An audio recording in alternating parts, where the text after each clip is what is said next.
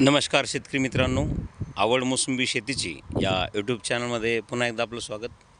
तर शेतकरी मित्रांनो, आज 17/7/2026 मी रस्त्याने चाललेलो असताना या ठिकाणी शेतकऱ्यांनी मोसंबीची आणि आंब्याची लागवड केली.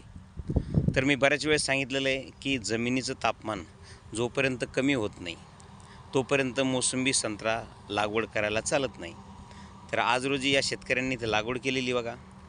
आणि झालं काय, पॉलिथिनमधले आंब्याच्या कलमामध्ये लावलेले आणि नंतर मोसंबीचे झाडं लावलेले आहेत. तर आपण बघू शकता या तापमानामध्ये सध्याच्या कंडिशनला मोसंबीचे झाड एकदम वाळले आणि आंब्याचे झाडं हिरवे.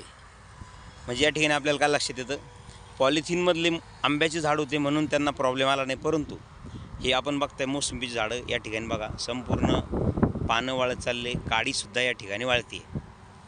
हे बघा, हे झाड वाळल्यासारखं वाटतंय. समोर आंब्याचं झाड आहे पिशवीतलं, तर ते ठीक आहे. पुन्हा मोसंबीचं झाड, म्हणजे अशा प्रकारे झाडं या ठिकाणी वाळत आहे. हे सगळे झाडं बघा मोसंबीचे अशा परिस्थितीचे झाडं झालेले बघा तुम्ही. म्हणजे शेतकऱ्यांनी गडबड केली, नुकसान शेतकऱ्याचंच झालं. अजून 1 ऑगस्ट रोजी जर लावले असते तर जमिनीचं तापमान ॲटोमॅटिकली कमी झाले असतं. 15 जुलैनंतर भले लागवड चालते, परंतु यावर्षी पाऊस लेट आल्यामुळं जमीन थंड होणार नाही हे आपणा सर्वांना माहीत होतं. तरीसुद्धा ही लागवड केली. तर या ठिकाणी बघा संपूर्ण झाडाचे पानं वाळले, काडी वाळायला लागलेली. म्हणून लागवड करताना नेहमी आपण तज्ज्ञांचं मत किंवा एखाद्या चांगल्या अनुभवी शेतकऱ्यासुद्धा मत घेतलं तर काही वाईट नाही, जेणेकरून आपले अशी नुकसान होणार नाही. तर नॉर्मल टेम्परेचर जसं की 25, 27, 30पर्यंत ठीक आहे.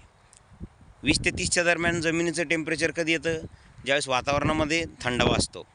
आता लगेच 1-2 पाऊस पडले म्हणजे लागवड करायची असं नसतं. जमिनीचं तापमान हे नॉर्मल ज्यावेळेस 25-30 डिग्री सेल्सिअस असेल त्यावेळेस पांढरी मूळ फुटते, झाड सेट होता. फक्त इथं अपवाद असा आहे की पॉलिथिनमधले जर रोपं असेल तर तुम्ही वर्षभरात केव्हाही लावू शकता, त्याला प्रॉब्लेम येत नाही. आता बाकीचे झाड बघा तुम्ही कसे झाले. तर असं नुकसान होऊ नये म्हणून आपण थोडी काळजी घ्यायला पाहिजे.